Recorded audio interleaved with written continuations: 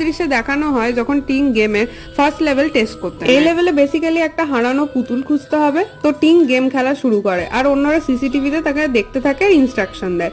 শুরুতে টিং এর অনেক ভয় লাগছিল, কারণ এটা একটা অগমেন্টেড রিয়ালিটি গেম ছিল, মানে তোমাকে বাস্তব পরিবেশে ইমাজিনারি এলিমেন্টের সাথে গেম খেলতে হবে। তো টিং খেলতে থাকে আর পুতুলটা খুঁজতে খুঁজতে সে সেই রুমটায় পৌঁছে যায় যেখানে বেলি ডান্সারের ঘটনাটা ঘটেছিল। গেম তো সে কোনো রকমে শেষ করে দেয়, কিন্তু ফোন থেকে অদ্ভুত আওয়াজ আসা বন্ধ হয় না। এরপর হঠাৎ তার উপর একটা আত্মা আক্রমণ করে দেয় আর সে ভয়ে জোরে জোরে দরজায় ধাক্কাতে থাকে। টিমের অন্য মেম্বাররা সিসিটিভিতে এটা দেখে। গেম তো শেষ হয়ে গিয়েছিল, তো টিং এগুলো কেন করছিল তারা বুঝতে পারছিল না, তাও তারা দৌড়ে সাহায্যের জন্য আসে।